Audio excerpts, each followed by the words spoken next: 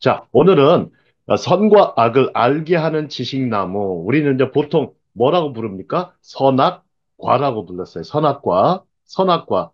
예, 이제. 그런데 원래 이름이 선악과가 맞는지 아닌지는 저희들은 잘 모르는데, 이것을 먹으면 선악을 알게 된다. 그러니까, 선과 악 두 가지를 알게 하는 나무이기 때문에 이 나무의 이름이 원래는 지식나무라고 부를 수 있어요. 지식, 지식. 자, 지식이라는 게 뭘까 해서 우리가 보면 여기 이제 보시면은 히브리어로 써놨어요. 에츠 하다아트. 에츠가 나무입니다. 나무. 하다아트가요. 지식이에요. 지식. 다아트. 그 다음에 토부. 토부는 선입니다. 선. 선, 그 다음에 바가 그리고란 뜻이에요. 라아 하면은 악입니다. 그러니까 선과 악을 알게 하는 나무 이렇게 하시면 되겠습니다. 자, 근데 이제 창세기 2장 16절, 17절 보시면 너는 동산 모든 나무의 열매를 먹어도 좋다. 그러나 선악을 알게 하는 나무의 열매는 먹지 말라. 내가 그것을 먹는 날에는 반드시 죽을 것이다. 이렇게 해놨습니다. 그러면 하나님께서 다른 건 다 허락하셨는데, 그러나 절대 금지하신 것은 선악을 알게 하는 나무의 열매였습니다. 근데 참 이런 대목을 보면 사람들은 좀 뭐라고 합니까? 옛날에 보면 선생님께서 출석부라든지 성적표를 이렇게 가져올 때가 있습니다. 그러면 특히 이제 성적표 같은 경우 야, 다른 건 성적표 절대 보지 마라 하고서 교탁에 놓고 가면 꼭 그것이 호기심 강한 친구들은 어떻게 합니까? 뭘 앞에 가가지고 자기 성적이 궁금하니까 열람을 합니다. 열람을 하고, 네, 자기 성적을 이제 쳐다보죠. 사람들이 이제 그런 것 같습니다. 이렇게 말씀을 이렇게 해놓으니까 제일 먼저 여기 호기심을 아주 강하게 발동한 사람은 하와였습니다. 자, 그러면 선악을 알게 하는 나무인데 이것이 이제 동산 중앙에 두셨습니다. 그러면 왜 선악을 알게 하는 나무를 동산의 중앙에 두었을까? 왜 하나님께서는 그렇게 두셨을까가 궁금하실 겁니다. 자, 다음 장 보겠습니다. 자, 왜 하나님은 동산 중앙에 지식나무를 두셨을까? 저도 이제 궁금해서 이런 질문을 해놨는데요. 자, 이제 아담 언약이라고 합니다. 이제 최초의 인간에게 주신 언약이 아담 언약인데 동산 중앙에 두는 것은 일단은 잘 기억하기 위함이기도 하고요. 한편 위험하기도 한 언약입니다. 동산 중앙에 딱 그냥 한 그루 이렇게 아주 지식나무를 이렇게 심어 놓으시고 그러니까 어떡하겠습니까? 여러분 생각해 보세요. 아주 넓게 펼쳐진 동산에 단 한 그루의 큰 나무가 하나 있어요. 그래서 사람들은 그 나무를 보면서 거기에 한번 가까이 가보고 싶잖아요. 그죠? 가까이 가고 싶고 또 그 안에 또 하나님께서 너 가지 못하도록 울타리를 쳐놓은 것도 아니에요. 그죠?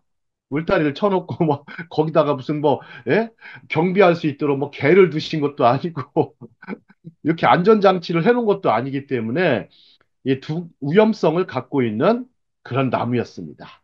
자, 그 다음에 생명이 없는 들판이나 황무지 사대라고 합니다. 사대에서 간으로 이 전환이 됐는데요.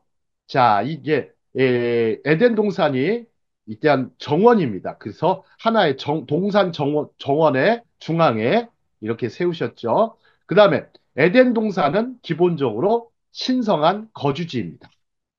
제가 지난 시간에 에덴도 일종의 성소라고 했습니다. 일종의 성소라고 했는데, 그것은 뭐, 그 안에서 이루어진 왜 그러냐면, 그 안에서 뭐를 합니까? 엿새 동안 수고하고, 하루는 또 하나님 안에서 온전히 안식을 누릴 수 있도록 제정된 곳이라는 것이에요. 자, 한번 인공으로 조성된 과수원을 연상해 보십시오. 여기에 하나님이 거니셨습니다. 이는 자연 전체와 분리되어 있는 공간입니다. 자, 그 다음에 창세기 2장 9절로 가보면, 자, 여호와 하나님은 땅에서 보기에 아름답고 먹기에 좋은 온갖 나무가 돋아나게 하시고, 동산 가운데는 생명나무와 선과 악을 알게 하는 나무도 있게 하시니라. 그러면 중앙에 한 그루가 아니고 두 그루를 이렇게 심어 놓으셨어요. 어찌 보면 동산 중앙에 딱 놨는데 이 중앙에는 선과 악을 알게 하는 지식나무와 생명나무가 아마 마주보고 서 있게 해 놓으셨습니다. 이걸 잘 기억하셔야 돼요. 우리가 보면 근데 예를 들어서 하와가 먼저 아담과 하와가 선과 악을 아는 나무보다 생명나무로 먼저 갔었으면 어떡할까요? 이런 질문도 만들 수가 있죠. 저희가 이제 성경을 공부하면서 이 질문들을 만들면서 어떻게 했을까 하는 것서 여러 가지 이 추론을 많이 해봐야 됩니다. 성경 본문을 벗어나지 말고 최대한 추론을 해서 성경이 가르쳐주는 귀한 진리들을 깨우쳐 나가야 되는데요. 자, 그 다음 장 보겠습니다. 자, 그러면 먼저 생명나무부터 한번 생각해 보겠습니다. 생명나무는 에츠 하하임이에요. 하하임. 그러니까 이 라이프 추리란 말이에요. 더 라이프 추리. 그러니까 이거는 제 둘째 딸 이름이 하임입니다. 하임. 하임이어서 생명인데 자, 생명나무가 무슨 뜻이냐면요. 생명을 연장해 주는 나무예요. 그러니까 생명을 연장해 주는 나무니까 아담과 하와가 선악과를 먹고 나서 하나님께서 생명나무를 접근을 못하게 하셨죠. 그죠? 생명나무에도 접근을 못하게 했어요. 왜요? 생명을 연장하니까. 근데 참 그러고 보면 하나님께서 처음에 우리 인생을 지으실 때 거의 영생하도록 지음을 받았죠. 여러분들 보세요. 저기 아담 이후로 저 노아까지 한번 보세요. 노아까지 보시면 평균 몇 살까지 삽니까? 평균적으로 900세 정도가 평균이에요. 900세. 여러분들 상상이 가십니까? 여러분 100세 살 수 있습니까? 100세 시대라고 하는데. 야, 100세 산다는 거는 정말 아우, 희귀한 일입니다. 정말 100세까지 사시는 분들 보면 저는 딱 두 분 만나봤는데요. 102세까지는 만나뵀습니다. 누구요? 김영석 교수님 100세 이상 되시면 김영석 교수님하고 저희 고장에 102세인가 3세 지금 아마 돌아가셨다고 해요. 네, 그분이 제가 알기로는 104세인가로 돌아가셨어요. 야, 참 세상에. 그런데 정말 900세 정도 산다는 것은 거의 영생하는 존재예요. 자, 그러면 또 생명나무는 잘 보시죠. 제7일 안식일에 간 에덴에서 발견되어져요. 안식일에 간 에덴에서, 에덴 동산에서 발견되어지는 나무입니다. 왜냐하면 이 나무는, 안식일 이후에 나오는 나무예요. 물론, 언제 보통, 창조의 한 3일쯤이나 혹은 그때쯤 지었지 않았을까, 이렇게 하시겠지만, 제7일 안식일에 간 에덴에서 발견되어집니다. 그 다음에 잠언서 우리 3장 16절, 18절 가보시면, 여기 좀 특이한 말씀일 수 있어요. 지혜는 그 얻는 자에게 생명나무라, 이렇게 했어요. 그러면 생명나무는 곧 어떤 나무예요? 지혜의 나무라는 거예요. 이거 참 우리가 보면 이 참 신기하죠? 여러분들 우리가 보면 그 유대인들의 사고방식을 잠깐 생각해 보겠습니다. 우리 지혜라고 하면 보통 어떻게 정의를 내립니까? 어떻게 정의를 내립니까? 우리 일본에 계신 김영옥 권사님. 이 지혜라고 하면 보통 기본적으로 정의를 내립니까? 우리 오사카에 계신 김영옥 권사님.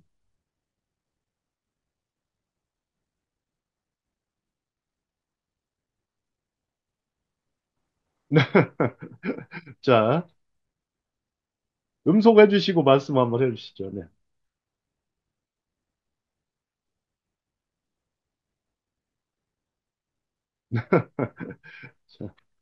자, 안 들리시는 것 같습니다. 자, 그래도 좀, 저희들 중에서는 제가 제일 지혜가 출중하신 우리 최근목 권사님, 한번 지혜에 대해서 살짝 말씀해 주시죠. 이 쉬운 단어 같은데요. 네.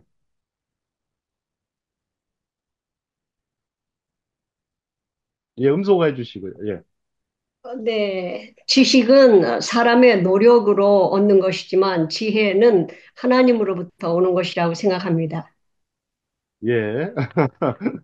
자, 보통 이제 지식과 지혜는 뭐 거의 같은 선상에 있긴 하지만 지식이 경험을 만나면 지혜가 생기는 것입니다. 이제 지식이 경험을 만나면 지혜가 생기는 것이죠. 쉽게 말하면 이론과 실제가 합쳐진 그런 개념입니다.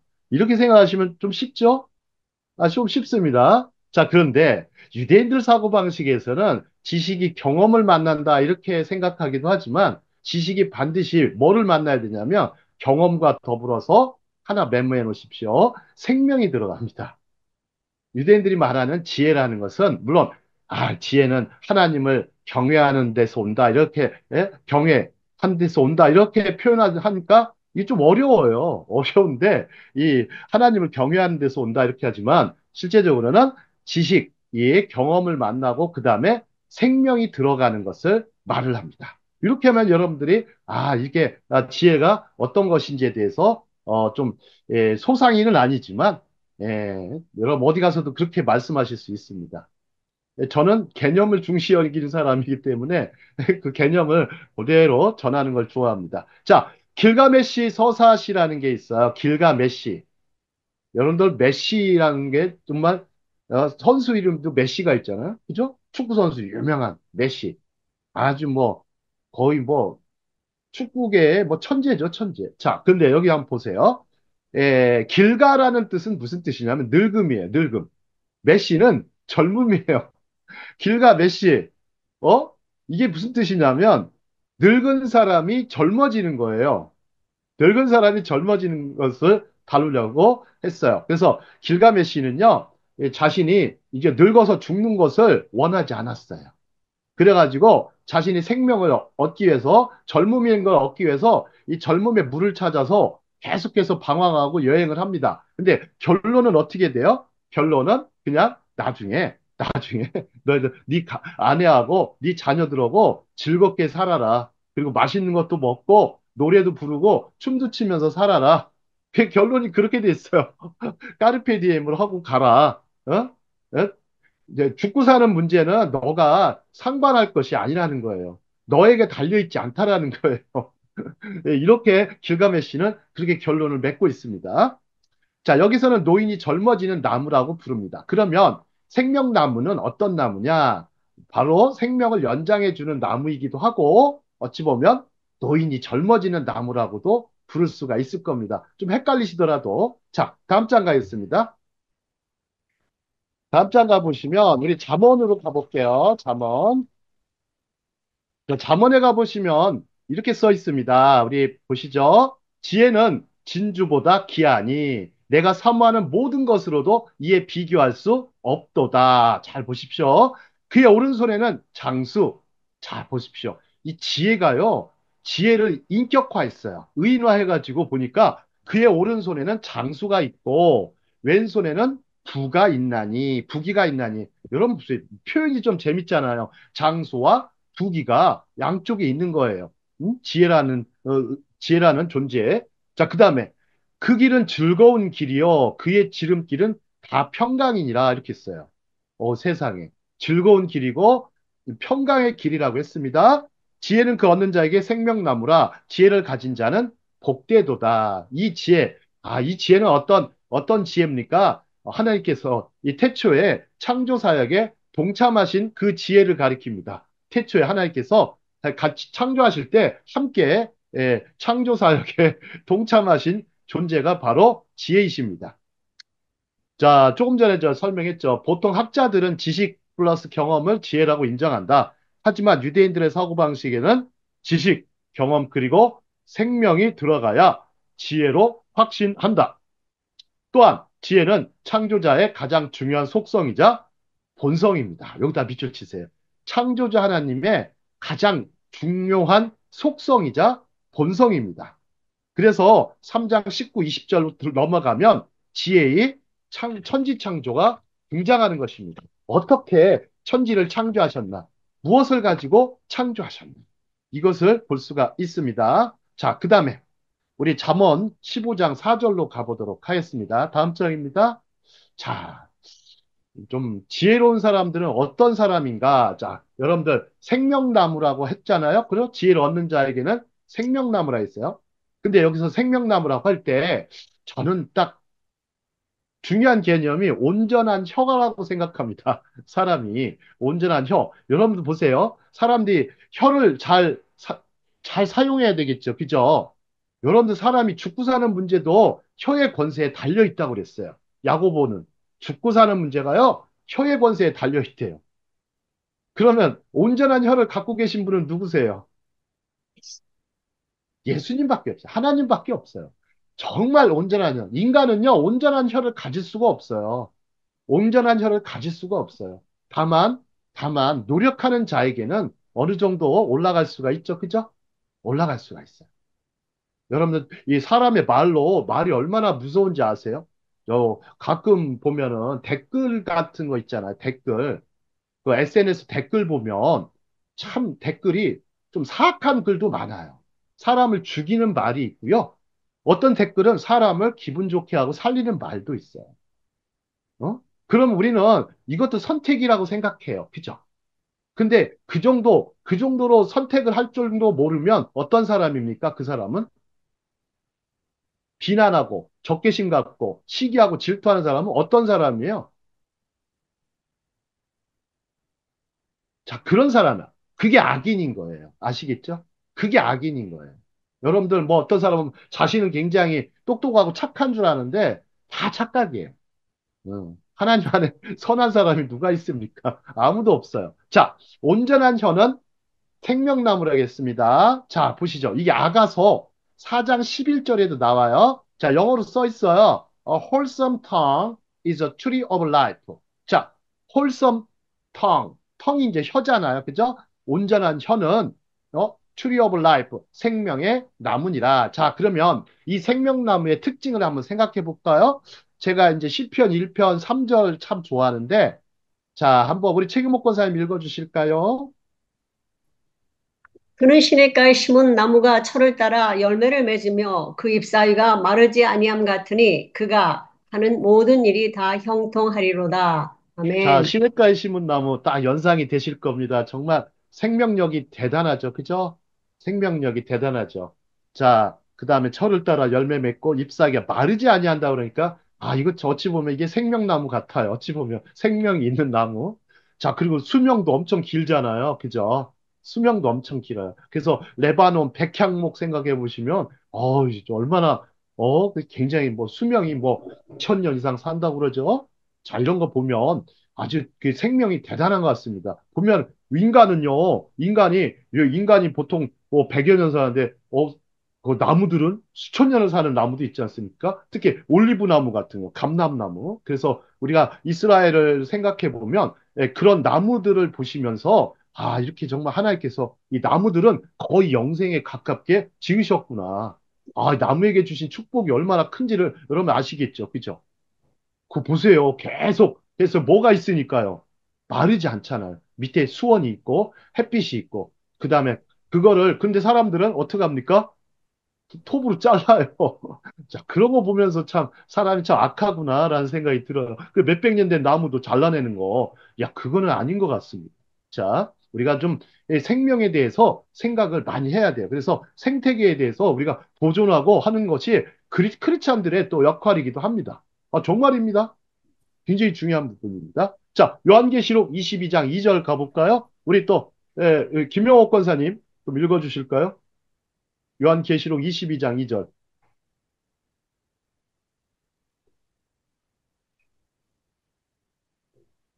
네, 음소거하시고 네, 말씀을 못 하십니다. 지금. 네. 자, 길 가운데로 흐르더라. 강 좌우에 생명나무가 있어. 자, 에덴 동산에 있던 생명나무가 이제는 어디 있습니까? 하나님의 천국 동산에 있습니다. 천국 동산에 생명나무가 있어 12가지 열매를 맺되. 세상에 이 나무의 열매가 12가지로 되어 있다고 그래요.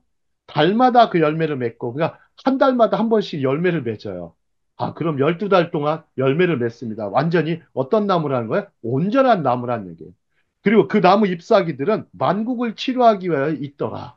아, 세상에 잎사귀가 만국을 치료하기 위해 있더라. 이 생명나무 아주 굉장히 영적이고 신령한 표현입니다. 자, 그 다음에 에스겔서 47장 12절. 강 저울가에는 각종 먹을 과실나무가 자라서 그 잎이 시들지 아니하며 열매가 끊이지 아니하고 달마다 새 열매를 맺으리니 그 물이 성소를 통하여 나옴이라. 여기다 밑줄 치세요. 그 물이 성소를 통하여 나온다. 성소를 통해서. 그래서 지난 시간에 얘기했었죠. 4대 강의 바론이 바로 에덴 성소에서 흘러나왔다. 그럽니다. 에덴이 그래서 에덴 성소라고 이름을 붙일 수가 있습니다. 자, 그 열매는 먹을 만하고 그 잎사귀는 약 제로가 되니라. 오, 세상에. 에스겔 선지자의 말을 사도 요한은 또 계시록 22장 2절에서 기록하고 있습니다. 아주 똑같은 말씀을 기록하고 있어요. 자, 세상에 놀랍습니다. 자, 다음 장 보겠습니다. 다음 장 보시면 혹시 여러분들 메노라라고 7개의 등잔을 꽂는 등잔대, 이 등대라고도 합니다. 등대. 여러분들 뭐 밤에 바다를 비추는 그 등대 생각하시면 안 되고요. 등잔대입니다. 근데 하나 메모해 놓으셔도 좋아요. 이 메노라는요. 이 실제적으로 이 식물이 있습니다. 식물 이름이 마노르라는 식물이에요. 마노르. 마노르라는 식물인데요. 이 식물이 재밌게도 약 이 가지가 쫙 7등잔처럼 이게 퍼집니다. 하나에서 셋, 셋에서 다섯, 다섯에서 일곱 이렇게 이어져요. 혹시 이걸 뭐라고 하는지 아십니까? 수학에서? 여러분 수학을 좀 아시는 분들은 무슨 수열이라고 배우셨어요? 이걸, 피보나치 수열이라고 합니다. 피보나치. 제가 뭐 수학을 할 줄 아는 사람은 아닌데 적어도 그렇게 하나에서 셋, 셋에서 다섯, 다섯에서 일곱으로 이렇게 이어집니다. 근데 이 마노르 꽃이 그렇게 되어 있어요. 근데 메노라 장식은요, 석류와 무화과를 각각 엮은 나무줄기 모양입니다. 그리고 등잔대는 삼족 받침대에 의해 세워져요. 이제 다리가 세 개에다 이렇게 세워집니다.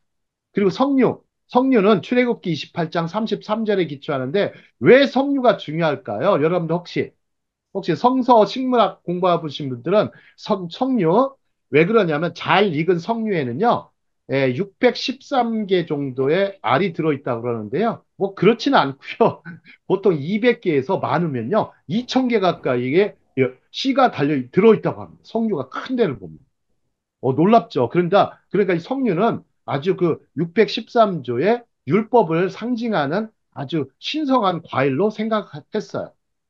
그래서 그 다음에 무화과는 어떤 겁니까? 무화과는 꽃이 꽃게. 곧 열매예요. 꽃이 곧 열매이기 때문에 자 그런데 이제 무화과는 생명나무 다음으로 즉 선악과 생명나무 다음으로 등장하는 나무 이름을 가진 나무입니다. 근데 아담과 하와의 범죄로 자신들의 몸을 가리우는 이야기에서 기초하고 있어요. 메누라가 그렇다는 거고 그 다음에 무화과는요. 랍비들이 이렇게 생각했다 그래요. 무화과는 지식나무에 가깝지 않을까라고 얘기를 해요. 과연 지식나무가 뭘까 하는데, 참, 이게 어떤 나무일까? 선악과에 가깝지 않을까? 또 어떤 사람은 뭐라 그럽니까? 사과나무에 가까울 것이다. 네, 전혀 그렇지 않습니다. 전혀 그렇지 않고 선악과는 그냥 선악과입니다. 특히 뭐 다른 이름이 붙어 있지 않기 때문에 선악과라는 이름이 있는 것이죠. 그 다음에 메노라는 전체적으로 생명나무와 세상을 밝히는 빛을 상징해요. 이게 메노라. 혹시 교회마다 이 메노라를 갖고 있는 교회들이 많아요. 그래서 꼭 보면 주일날 이렇게 불을 밝히시는 분들이 있으시더라고요. 자, 메노라는 출애굽기 25장 31절, 40절에 근거하고 있습니다. 자, 다음 장이요. 다음 장 보시면 이제 아가서 5장 1절과 아가서 4장, 그다음에 예레미야 15장에 나와 있는 말씀입니다. 자, 이제 동살에 대한 얘기를 잠깐 해보고 싶어요. 자, 내 누이 내 신부야. 내가 내 동산에 들어와서 나의 모략과 향 재료를 거두고 나의 꿀송이와 꿀을 먹고 내 포도주와 내 우유를 마셨나니 나의 친구들아 먹으라 나의 사랑하는 사람들아 많이 마시라. 여러분 에덴 동산 생각해 보시면 이런 아주 아름다운 이 문학적 표현들 등장하죠. 솔로몬의 아가서는 세상에서 가장 아름다운 책이라고 나오죠. 그죠? 술람미 여인과의 아름다운 어떤 사랑과 더불어서 아주 그 묘사들을 보면 도대체 이것은 사람이 쓸 수 있을까? 아주 그래가지고 랍비들 중에서도요, 이 아가서를 가장 좋아하는 랍비들도 많습니다. 목사님들 중에도 있고, 제 선배는 제 아주 지금 선교사로 가 계신 제 선배는요, 아가서를 보통 150독 이상 했다고 합니다. 너무 좋아서 150독 이상 했고, 이 아가서를 읽으면서 아주 거의 사랑의 사람이 됐어요. 사랑의 사람이 되어서 아주 그 아내 되신 분을 얼마나 끔찍히 사랑하시는지, 자녀들 얼마나 사랑하고, 또 성도들을 사랑하고, 지금은 이제 이태리에서 선교사로서 사역하고 계십니다. 자, 그 다음에 내 신부야, 내 입술에서는 꿀 방울이 떨어지고 내 혀 밑에는 꿀과 젖이 있고, 내 의복의 향기는 레바논의 향기 같구나. 여러분들 보세요. 여길 보시면 약속의 땅을 연상하실 수 있어요. 젖과 꿀이 흐르는 땅. 여기 써 있잖아요. 그죠? 거꾸로 써. 꿀과 젖이 있고 이렇게 해주잖아요. 그죠? 혀 밑에는. 이게 이제, 이게 약속의 땅을 연상하게 해줍니다. 출애굽기 3장 8절이죠. 그 다음에 만군의 하나님 여호와시여 나는 주의 이름으로 일컬음을 받는 자라. 내가 주의 말씀을 얻어 먹었사오니 주의 말씀은 내게 기쁨과 내 마음에 즐거움이오나. 우리 시편 119편에 가보면 뭐가 있습니까? 주의 말씀이 마치 뭐와 같다고 그랬어요? 내 입의 꿀보다 더 달다고 그랬어요. 내 입의 꿀보다 더 달다. 여러분들 말씀이 답니까? 아니면 씁니까? 말씀이 알아요. 그 제가 달다 그렇게 질문 한번 했던 어떤 분한테 굉장히 저한테는 아직도 안 달다고 얘기를 해요. 그러니까 제가 뭐라고 했을까요? 말씀을요. 말씀을 딱 하면서 맛보아 알지어다 그러니까 맛을 보고 막 씹기도 해봐야 되고 아주 그냥 막 계속 씹고 묵상하고 깊이 파고 들어가야지 겉핥기만 계속하면 달지 않죠. 수박을 어떻게 해요? 껍질을 까고 그 안에 있는 단 거를 먹어야죠. 상상으로 이렇게 해가면 안 되는 거예요. 아시겠죠? 그래서 말씀 속으로 들어가야만 이 말씀이 주는 기쁨과 즐거움을 얻을 수가 있죠. 그렇지 않은 사람들은 맨날 겉핥기만 하니까 아직 겉도는 성도들만 컨도들로서 오랫동안 지낼 수밖에 없습니다. 이 겉도는 성도들. 그러니까 우리가 주의 말씀은 정말 내 발의 등이 되고 내 길을 비추는 빛이 되고 또 하나 주의 말씀이 아주 내 입의 꿀보다 더 달달하는 거. 그리고 주님의 선하심을 맛보아하는 그런 사람들이 됐으면 좋겠습니다. 자, 다음 장 보겠습니다. 자, 다음 장 보시면 이제 사무엘하 23장 다윗의 마지막 유언인데요. 그 다음에 아삽의 시와 호세아서. 자, 여호와의 영이 나를 통하여 말씀하시며 그의 말씀이 내 혀에 있도다 그랬습니다. His words in my tongue. 참 사무엘은 아주 그 하나님의 선지자였죠. 하나님의 종이었고 그의 말씀이 내 혀에 있도다. 그래서 이 여러분들 혀에 말씀이 있는 사람 여러분 생각해 보세요. 말하는 것마다 다 말씀처럼 하나님의 말씀을 전한다는 거예요. 그러면 말씀에 사로잡힌 사람이죠. 그죠? 말씀에 사로잡힌 사람을 말씀의 종이라고 하는 것이죠. 말씀의 종이 뭐 따로 있는 것은 아니지만 주의 말씀이 내 혀에 있는 사람들은요. 다 말씀의 종입니다. 그래서 His words in my tongue. 참, 내 혀에, 내 혀에 있도다. 자, 시편 82편 10절. 너는 너를 애굽 땅에서 나는 너를이죠. 인도하여 낸 여호와 내 하나님이니 내 입을 크게 열라 내가 채우리라. 내 입을 크게 열라 내가 채우리라. 여러분들 어찌 보면 비전이죠. 아주 영적 비전입니다. 입을 크게 열라. 보통 사람들은 크게 안 여나 봐요. 그죠? 조금만 여나 봐요. 여러분들 이게 뭘 연상이 돼요? 뭘 연상이 됩니까? 여러분들 저희 옛날에 제가 SBS에 잠깐 출연하게 됐는데, 저희 사는 집에, 아니, 갑자기 베란다를 열어놨어요, 겨울에. 겨울에 열어놨는데, 거기에 이제 책장이 있는데, 비어있는 책장이 하나 있었어요. 아, 근데 거기에 그 딱새가 가족이 들어와서 새끼를 낳은 거예요. 그래서, 첫째 딸이, 그때가 거의 한 20년 다 돼 가는데, 첫째 딸이, 아빠, 집안에서 새소리가 들려요. 왜 집에 뭔 새소리가 들리니? 예? 개소리도 아니고 왜 새소리가 들리니? 그랬더니 애가 이제, 진짜 새소리가 들린다고. 그래서 집 베란다 쪽을 열어봤더니 아닌 게 아니라, 아니, 뭐야, 어? 새끼를 7마리를 낳은 거야. 7마리를 낳았는데, 이 딱새 부부가요, 그 문을 통해서 자꾸 이제, 그러니까 암컷이 이제 알을 품고 있었고, 그, 저, 예?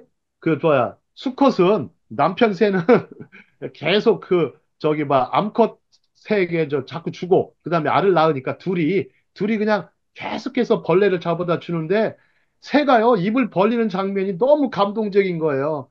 입을 빌리는데 얼마나 크게 벌리는지, 아주 그냥 새들이 그냥 벌레가 그냥 쏙쏙 들어가는데, 근데 참 신기한 게, 어미하고, 아비새가 입에서요, 계속 벌레가 몇 마리가 나오냐면, 그거 신기해요. 뱉어내는 것도 신기해요. 계속해서 몇 마리가 계속 나오는 거예요. 그래서 7마리 새한테 하나씩 하나씩 주는 거예요. 인격적으로. 야, 이 새도 참. 그래서, 야, 이 미물도 이렇게 참 하는구나. 그리고 나서 한 일주일쯤 있다가 다시 이제 산으로 날아갔어요. 다 새들이. 야, 신기합니다. 아이고, 그래가지고, 야, 이 참 감격적이었는데 입을 크게 하는 장면에서 제가 아주 감동을 받았어요. 아, 그렇구나. 우리도 그래서 시편 82편 10절 말씀이 그때 떠올랐습니다. 참 내 입을 크게 열라. 하나님이 채우신다 그랬잖아요. 그죠? 그러면 어떤 뜻이에요? 우리 그릇을 넓혀라. 예? 우리 그릇을 넓혀라. 마음 문을 활짝 열어라. 그래야만 채우시리라. 그래야 말씀이 임하는 거죠. 자, 그 다음에 시편 81편 1절, 5절에서 보면 경배와 찬양의 기사가 나옵니다. 바로 우리의 입을 무엇으로 채울 것인가? 하나님의 말씀으로 채우는 것입니다. 또한 하나님의 말씀으로 기도하고 하나님의 말씀으로 찬양하는 것입니다. 또 하나님의 말씀으로 전도하는 것이고요. 하나님의 말씀으로 교육하는 것입니다. 자, 호세아 14장 2절 보겠습니다. 너는 말씀을 가지고, 영어로 이렇게 써요. Take words. 여호와께로 돌아와서 아뢰기를 모든 불의를 제거하시고 선한 바를 받으소서. 우리가 수송아지를 대신하여 입술의 열매를 주께 드리리이다 했겠어요. 말씀을 가지고 와서 말씀이 보세요. 불의를 제거한다고 했어요. 불의를 제거하는 일이에요. 의롭지 않은 것을 제거하는 게 말씀의 기능이고 말씀의 역할이고 말씀의 힘이죠. 그렇죠? 그리고 이런 사람들이 변화가 됐을 때 그 입술의 열매를 주께 드리리이다. 아마 이 표현을 보면 하나님께 영광 돌릴 수 있다. 이런 얘기입니다. 자, 우리 창세기 나가면서 많이 벗어난 것은 아니고요. 이렇게 주님의 말씀이 생명의 말씀이라는 것을 가르쳐 주고 있습니다. 자, 다음 장 보겠습니다. 자, 신명기 30장 11절에서 14절, 로마서 10장 6, 8절입니다. 우리 최윤미 아나운서 읽어주실까요? 오직 그 말씀이. 네. 오직 그 말씀이 내게 매우 가까워서 내 입에 있으니 내 마음에 있는즉 내가 이를 행할 수 있느니라. 야, 참 좋습니다. 말씀이 매우 가까운데 내 입에 있다고 그래요. 여러분들, 말씀이 어디 있는가, 이렇게 궁금하실 입에 있어야 된다. 이게 어떤 얘기입니까? 말씀을 늘 가까이 하는 삶을 사는 사람, 또 시냇가에 심은 나무처럼 주의 말씀을 주야로 묵상하는 사람을 가리킬 수 있습니다. 우리가 그런 사람이 돼야 되겠습니다. 자, 어떤 사람은, 그런 어떤 분이 기도를 했다고 합니다. 하나님, 저를 아브라함과 같은 사람으로 만들어 주세요. 그러니까 하나님 뭐라고 하셨을까요? 아니다. 아니다. 그럴 수 없느니라 그러셨다는 거예요. 그러니까 또 얼마 있다 또 기도했대요. 하나님 그럼 저를 다윗과 같은 사람으로 만들어 주십시오. 그러니까 아니다. 아니다. 너는 할 수 없느니라. 다윗과 같은 사람이 될 수가 없다. 그러니까 또 다시 또 궁금해가지고 또 얼마 있다 기도를 또 해요. 하나님 그럼 저를 엘리야와 같은 아주 그 불에서 불꽃 같은 선지자로 만들어 주십시오. 그러니까 아니다. 너는 엘리야처럼 될 수 없다. 그러니까 또 기도를 또 했대요. 그럼 하나님 제가 뭐 어떤 사람이 되어야 될까요? 그렇게 기도를 하니까 너는 너답게 살아라. 너는 너답게 살아라. 되지도 못할 거를 왜 그렇게 욕심을 내느냐 그러면 너는 너답게 살아라. 응? 나의 나됨, 너의 너됨. 이게 중요해. 그래서 뭐라고 합니까? 나의 나된 것은 주의 은혜로 된 것이라고 그러죠. 고린도전서 주의 15장에서 그죠? 은혜다. 사도 바울이 여러분들 우리가 필요한 거는요. 우리 죄를 아뢰고 우리 불의를 아뢰고 우리의 어떤 하나님 앞에 범죄했다라는 것을 아뢰고 자백하고 고백하면서 그러면서 우리에게 그 자리에 하나님께서 은혜를 채워 주시는 거예요. 제가 옛날에 기도할 때가 하나님 은혜를 너무 많이 받으니까 황홀하잖아요. 그래서 하나님께 기도했어요. 저 하나님 저 감사의 예물을 막 다 드리고 싶고 어? 정말 그러니까 드리고 싶다. 그러니까 하나님께서 다 필요 없대요. 다 필요 없다 하시고 뭐 하냐면 너는 나에게 그냥 죄만 다오. 죄만 다오. 내가 너에게 은혜를 주겠다. 그 대신에 은혜를 주겠다. 응? 그런 것 같아요. 죄는 우리가 짓고 달리시기는 예수님이 달리시고. 그죠? 죄는 우리가 짓고 옛날에 오카르 목사님이 그 설교하는데 눈물이 펑펑 쏟아졌어요. 죄는 우리가 짓고 달리시기는 예수님이 달리시고 그러면서 그때 느꼈던 것은 정말 하나님께서 죄는 나에게 주고 너는 은혜를 받도록 은혜로 채우신다는 말씀이 지금도 기억이 납니다. 자, 그러면 무엇을 말하느냐? 말씀이 내게 가까워 내 입에 있으며 내 마음에 있다 하였으니 곧 우리가 전파하는 믿음의 말씀이라. 자, 다음 장 보겠습니다. 다시 창세기로 나오겠습니다. 이제 창세기 2장 11절로 가보도록 하겠습니다. 창세기 2장 11절. 여기 보시면 제가 이제 다 설명할 수가 없어서 11절에 보시면은 어 강이 에덴에서 나와서 동산을 적셔요. 그다음에 이 첫 번째 이름은 비손이라는 강인데요. 그 금이 있는 하윌락 온 땅을 덮었으며 금이 풍부하대요.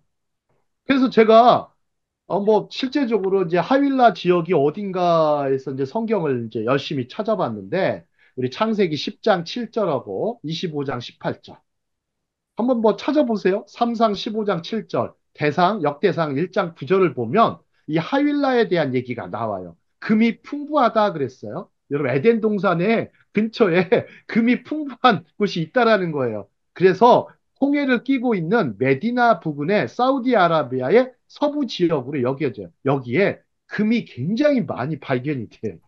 금과 베델레헴, 호마노의 집산지가 이곳입니다. 놀랍게. 그 성경의 땅에 이렇게 발견이 되는데 여러분들 호주 가보셨어요?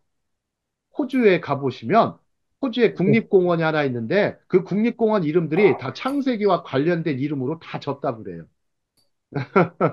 자, 창세기 10장 29절에서는 하윌라를 오빌의 형제로 묘사하고 오빌 역시 금이 많이 나오는 지역이에요. 이런 지역에 이렇게 나오는데 이 에덴 동산에서 발원해서 이 금이 많이 나오는 지역을 얘기해 놓고 있어요. 자, 그 다음 장 가보겠습니다. 자, 그 다음 장, 이제 네 개의 강에 대한 설명. 참, 한번 좀 어려우시니까 제가 이제 해놨어요.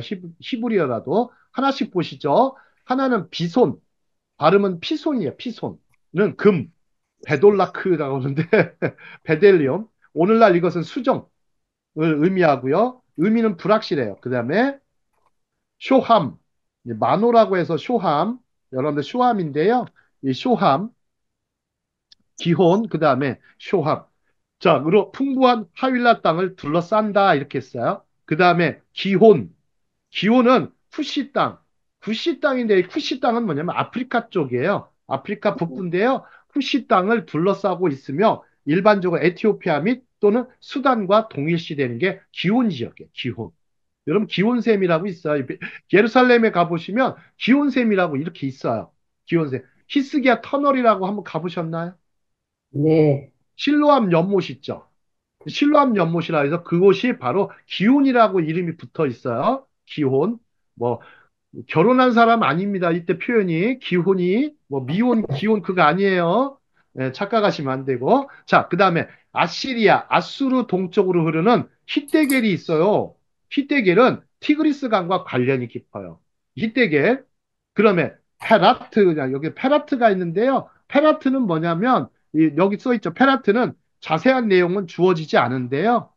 동조고의 근거와 유프라테스 강과 관련이 있는 것으로 여겨진다. 이렇게 돼 있어요. 이게 4대강에 대한 설명인데요. 이 내용은 굉장히 어렵습니다. 자, 다음 장. 창세기 2장 21절, 22절. 이제 갈빗대로 한번 가볼게요. 여러분들, 제가 이제 막판 쪽에는 이렇게 좀 앞에다가 이미 많은 설명을 해놔서, 나머지는 좀 개념적인 것만 이렇게 해놨어요. 자, 갈빗대. 여러분들 갈빗대 하면 좀 궁금하셨죠? 하나님이 왜 아담의 갈비뼈로 하와를 지으셨는데 이 갈빗대가 되게 궁금해가지고 또 도대체 질문을 참 많이 하세요. 도대체 이 갈빗대가 뭐냐? 여러분들 잘 보세요. 수메르어는요, 이 티라고 그래. 티. 티. 티는 생명이란 뜻이에요. 그러니까 갈빗대 이름이 생명이란 뜻이에요. 그러면 이 갈빗대가 하는 역할이 생명을 보존하는 역할 있죠. 이게 보호하는 역할이잖아요. 그죠? 장기를 보호하잖아요. 우리 속에. 그래서 생명이란 뜻이고요. 창세기 3장 20절에 나오는 하와라는 말이 뭐예요? 생명이에요. 그러면 갈빗대하고 하와는 무슨 뭐다? 거의 같은 말이에요. 아시겠죠? 우리는 갈빗대하고 하와하고 뭔 상관이 있을까 하지만 잘 보세요. 하와라는 말이 생명의 생명. 하 이미 아까 생명이라고 그랬죠? 같은 어원이에요. 산자의 어미라는 뜻이라 했죠. 산자의 어미. 자, 이집트에서는 이무라고 합니다. 이무. 이무. 이무는 진흙도 되고 갈빗대를 의미하는데 성경은 아담의 갈빗대라고 하는데 이집트에서는 도리어 여자의 갈빗대로 남자를 만들었다고 여긴대요. 참 재밌죠? 아니, 이집트의 그 신화에는요, 여자의 갈빗대로 남자를 만들었다고 그래요. 참, 그러고 보면, 예, 자, 이제 유대교 쪽을 잘 보세요. 유대교나 기독교는 굉장히 가부장적인 종교예요. 맞아요, 틀려요? 족장을 중심으로 해서 나왔잖아요. 그죠? 그렇다고 여성을 굉장히 차별했습니까? 안 했습니까? 잘 보십시오. 차별, 차별했을까요? 안 했을까요? 차별했죠. 숫자에도 안 넣었으니까. 예, 맞습니다. 차별화를 했었어요. 예, 차별화. 차별화. 차별이란 말보다는 저는 차별화를 좋아합니다. 차별화 시켜서 이렇게 하셨다고 했죠. 예, 틀리지는 않는데요. 자, 그 다음에 창세기 2장 23절 볼까요? 내 뼈 중에 뼈. 뭐라고 불러요? 하와를. 내 뼈 중에 뼈요. 내 살 중에 살이라 붙였어요. 이게 뭐예요? 이게 사랑 고백이죠. 서로 수평적인 관계예요. 한 공동체성을 보여주는 말이에요. 자, 여러분들, 성경 최초로 영어한 사람이 누구라고 그랬어요? 영어를 구사한 사람이. 성경 최초로 영어를 구사한 사람이 누구라고 그랬어요? 하와, 아니, 아담이죠. 아담이 뭐라 그랬어요? 하와를 처음 보자마자, How are you? 그랬단 말이에요. 하와유. 그렇죠. How 하와, are you? 그래가지고, 너 하와냐? 이렇게 해서. 자, 이렇게 해서. 네. 자, 그냥, 자, 어이가 없으시죠? 자, 그 다음에 이제, 지아비라는 단어가 보세요. 지아비는 이시예요, 이시. 이시. 지어미는요? 이샤. 이시에서 이샤가 나왔죠. 근데 한 몸이라는 단어를 쓸 때 참 여기서 에카드라는 단어를 써요. 에카드. 부부가 둘이 하나가 된다 그러잖아요. 그죠? 참 희한해요. 참 결혼하면 둘이 한 몸을 이룰지로다. 참. 그래서 이 보면은 우리 신명기 6장 4절에 가 보시면 참, 우리 신명기 쉐마가 있죠. 쉐마 이스라엘, 아도나이, 엘로헤이누, 아도나이, 에카드. 이때 에카드 하나이신 하나님을 얘기하는데 여기서도 창세기에 처음으로 이게 등장을 해요. 에카드라는 단어가 여기서 등장합니다. 자, 갈빗대가 뭔지 아시겠죠? 생명과 관련 있는 단어구나. 그 다음에 이 갈빗대로 지음받다라는 것은 수평적인 관계라는 거, 한 공동체성을 보여주는 것이기 때문에 우리가 남편과 아내는 남편은 아내를 서로 존중하고, 서로 높여줘야 되는 것을 볼 수가 있습니다. 자, 조금 이제 시간이 좀 갔지만, 한두 장만 더 보고 마치겠습니다. 자, 다음 장입니다. 자, 독차하는 것은 결코 보기에 좋지 않다. 여러분들 이게 그 여러분도 홀로 독자죠. 독차하는 게 왜 하나님이 보기에 좋지 않다겠냐면 기본적으로 다른 것은요 다 짝이 있어요. 짝이 있어요. 예, 여러분 하브르타를 잘 생각해 보세요. 하브르타는 반드시 짝꿍이 있어야 돼요. 아주 지적인 친교를 할 수 있는 짝꿍이 있어요. 혼자 있는 것은 좋지 않다. 그럼 다른 말로 하면 요즘 현대적으로 얘기할게요. 독학은 좋지 않다. 이럴 수도 있고요. 혼자 사는 건 좋지 않다. 여러분 독학하거나 독불장군 같은 사람은 좋지 않죠. 왜요? 뭐가 없어요? 객관성이 없잖아요. 잘 몰라요. 그죠? 시야가 좁고, 그죠? 근데 혼자 있는 건 좋지 않다. 이렇게 외로운 거, 고독한 거는 결코 좋은 게 아니라는 거예요. 그 다음에 무엇보다도 하나님이 보시기에 안 좋다라는 거예요. 자, 그래서 히브리어로 뭐라고 썼습니까? 로토브 하이오트, 하아담, 레바도 이렇게 합니다. 자, 로토브 좋지 않다. 로토브 좋지 않다. 여기 보시면 로토브 좋지 않다. 하이오트 하아담 레바도 이렇게 썼습니다. 자, 하나님 하셴 여기가 하셴은 이제 이름이에요. 그 이름 하셴은 아담의 갈비뼈 옆구리를 치하여서 이샤를 만드셨다. 남자는 이시, 여자는 이샤. 그래서 1장 31절 보시죠. 토브메오드는 뭐가 있냐면 하와를 말하는 것으로 해석할 수 있다. 자, 하나님이 정말 사람을 지으셨을 때 얼마나 보기 좋았습니까? 그죠? 그죠? 하나님이 다른 것은 그냥 보기 좋다 그랬는데 여기서 사람을 지으시고서 뭐라고 하셨어요? 보기에 너무 좋다. It was very good 그러셨어요. It was very good. Behold, it was very good. 이렇게 됐어요. 그래서 토브메오드는 그래서 사람을 지으셨는데 하와를 지으시고서 감탄한 장면이 아닌가 하는 사람도 있습니다. 자, 외로움에 대해서 고독에 대해서 토론해 보기 이렇게 해놨는데 자, 다음 장 보겠습니다. 다음 장 보시면 이제 돕는배필 에제르 케네게도 여러분들 돕는배필하면 우리 가끔 이제 결혼식장 예식장에 가보시면 꼭 이 돕는 배필을 많이 얘기를 합니다. 돕는 배필을 많이 얘기하는데 이게 좀 어려운 분인데 여기 그 돕는 배필 할 때 그 여성을 여기 에제르라는 단어가요. 에제르 케네게도인데 에제르는 뭐냐면 돕다라는 뜻이에요. 돕다. 헬퍼예요, 헬퍼. 그 다음에 케네게도는요. 그리고 반대하는 자, 즉 돕기도 하고 반대하는 사람을 아내라고 불러요. 돕는 배필. 즉 돕기도 하고 반대도 하는 사람을 돕는 배필이라고 하는 거예요. 그래서 남편이 모든 일을 남편이 열심히 내조하는 것도 좋지만 남편이 하는 모든 결정에 그대로 순응하는 게 아니고 가끔은 반대도 해야 되겠죠. 그죠? 그렇지 않습니까?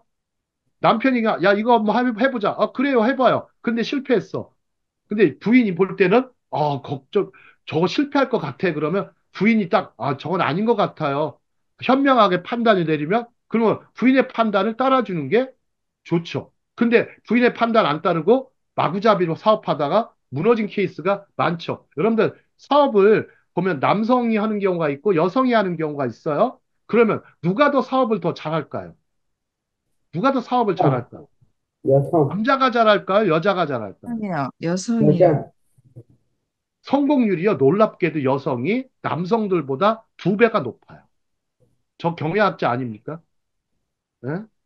저 경영학자인데, 남성보다 여성이 판단력이 훨씬 더 앞선다고 그래요. 아주 재치와 판단력이, 여성이 남성보다 훨씬 더 지혜롭습니다. 남성은 힘은 세지만, 좀 유연함이 좀 떨어지죠. 그죠? 유연함이 좀 떨어지는데, 여성들은 굉장히 유연하게 하는 경우를 볼 수가 있어요. 자, 능력, 근데 이 이제 제부 벤 하임 교수는요. 이 교수님은 정말 몇 살 사신 것 같아요? 나이를 보세요. 1907년생이신데요. 2013년도에 돌아왔어요. 저는 이분을 만나본 적이 있어요. 진짜. 응? 음, 만나 뵀는데 90, 이, 92, 아니, 12니까. 그 다음에 에제르란 단어가요. 처녀, 젊은 여성을 의미하는 아랍어랑 비슷하다고 그래요. 그래서 에제르, 그 다음에 아랍어는 좀 재밌어요. 아랍어. 여기 아랍어를 보면은, 발음이 비슷한데요. 자, 여기 좀 어려운 얘기니까 여러분들 여자 에제르 여자 히브리어 사전에는 여자라고 표현했어요. 돕는 여자. 그다음에 이렇게 하는데 자, 여기 밑에 보시면 그의 반대편에 있는 여인. 그러니까 돕기도 하지만 그의 반대편에 있는 요거만 명심하시면 될 것 같아요. 에제르 캐 네게도. 에제르 캐 네게도 도우면서도 반대하는 사람을 아내라고 할 수가 있어요. 그 사람을 이자라고 합니다. 자, 다음 장 보시면, 자, 제부 벤 하임, 이분, 이 교수님이거든요. 아주 이 교수님은 히브리 언어, 히브리 사전을 만드신 분이에요. 세계적인 언어의 아주 천재, 언어의 천재. 자, 그 다음 장 잠깐 보시면, 그래서, 남자가 이제 부모를 떠난다고 그러죠. 그죠? 남자가 부모를 떠나는데 이게 무슨 말일까? 여자가 부모를 떠나는 게 아니고, 남자가 부모를 떠나요. 이 가정을 세운다라는 얘기죠. 하나님 에덴에 가정을 먼저 세우셨어요. 그러면 부모는 누구예요? 아담의 부모로서 하나님. 부모가 하나님. 그러니까 부모를 떠나 이렇게 합니다. 그 다음에 히브리어 에카드라는 말을 쓴다. 즉 아담과 하와가 원래요. 왜 그래요? 한 몸에서 나왔기 때문에 다시 한 몸이 된다는 개념이에요. 아, 이 되게 중요한 개념이에요. 왜 이 한 몸이라고 했을까? 여기는 원래 한 몸에서 나왔듯이 마찬가지로 한 몸이 된다는 개념이에요. 자, 쉐마 6장 4절. 이거를 하나님이 하나이신 하나님인데 우리가 그러니까 하나님이라고 부르는 거야, 우리가. 통일된 전체. 여기다 네모칸 쳐. 통일된 전체로서의 의미를 갖는다. 자, 남자가 부모를 떠나는 것인가? 여자가 부모를 떠나는 것인가? 아니죠. 남자가 부모를 떠나는 것이죠. 자, 근데 우리는 거꾸로 돼 있죠, 한국은. 여자가 부모를 떠나는 것 같이 하지만 다들. 자, 그 다음에 야 아조브 떠나다. 야 아조브 히브리어로 그렇게 돼 있고요. 자, 그 다음 장에 잠깐 보겠습니다. 그 다음 장. 자, 남자는 아내와 어울리기 위해 부모를 떠나야 할까? 이게 저인데, 제 질문 중에 하나였고요. 제 질문인데요. 자, 질문이고, 이제 시간 관계상, 뭐, 답을 못하고, 네, 이제 다음 장 보겠습니다. 다음 장. 자, 둘이 벌거벗었으나 부끄러워하지 않았다. 이제 이게 부부죠. 자, 창세기 1장 25절. 낙원 상태에 있는 인간의 모습을 보여주는 유일한 구절이에요. 자, 이 구절이 창조와 낙원상실 사건을 잇는 다리 역할을 합니다. 그래서 여러분들 2장에서 1장 25절에서 2장으로 넘어갈 때요. 2장, 3장 넘어갈 때 이 알몸이라 벗었다라는 표현을 쓰는데 이 알몸은 히브리어로 아룸이 아룸. 아룸. 이거는요, 수치를 모르며 숨김이 없는 개반된 상태예요. 근데 간교안이 또 재밌게도 아룸이에요. 아룸. 그래서 이 아룸과 아룸, 발음이요. 아룸, 아룸. 단어가 발음이 똑같아요. 하지만 철자가 달라요. 자, 뱀은 나하시예요. 나하시로서 간교한 특성을 갖고 있는데 이는 인간의 창조와 타락을 잇는 단어로 암시적으로 사용해요. 이때 뱀이 등장해요. 간교한 상태. 즉 벌거벗은 상태는 아룸인데 간교한 하면은 아룸이 또 되거든요. 자, 그 다음에 요것만 하고 마칠게요. 다음 장. 시간이 좀 많이 갔는데. 자, 두 개의 아룸은 서로 동음 이어예요. 그죠? 자, 아룸이란 단어는 이렇게 동음 이어인데 여러분 생각해 볼까요? 네 번째 줄 볼게요. 철자가 틀리죠? 따라서 두 단어는 어원적으로 관련이 없지만 동음 이어다. 뱀의 속성은요, 불길한, 교활한, 영리한, 뭐 기만적인이라는 뜻이고요. 잠재적으로 유리한이라는 뜻도 돼요. 유리한. 그래서 확실히 이 생물은 지구인의 이름 짓기에 나오는 동물을 넘어서 무언가였다 이런 거예요. 이 아담이 이름을 지었을 때, 이 다른 건 잘 모르겠는데, 다른 동물에는 이름 그런 거 안 붙였어요. 근데 뱀에게만 유일하게 간교한이라는 단어를 써요. 교활한, 영리한이라는 단어를 씁니다. 그죠? 약간 좀 지혜롭다라는 얘기예요. 그래서 예수님은 나중에 이 뱀을 가지고 이거 복수하세요. 뱀처럼 지혜로워라. 그러니까 뱀을 등장시켜요. 이게 일종의 복수법이라고 그래요. 복수법. 예수님의 복수법이라고 해요. 복수하시는 거예요. 아니, 사단하고 뱀하고 관련이 돼 있잖아요. 그죠? 근데 뱀처럼 지혜로워하라 그러면 오히려 공격하시는 장면을 볼 수가 있어요. 이걸 복수법이라고 그래요. 자, 왜냐하면 이 언어, 뭐 사지, 뭐 신의 명령에 대한 인식이 있었고 설득에 능숙했기 때문이다. 여러분들 결과적으로 뱀을 사탄적 인물로 묘사할 것인지 아니면 인간 역사를 가능하게 한 프로메테우스로 묘사할 것인지에 대한 논쟁은 끝없이 계속되고 있다. 이거 좀 말이 어렵죠, 그죠? 말이 어려운데 이 뱀은 이만큼 아주 자 올해가 횟수로 뭡니까?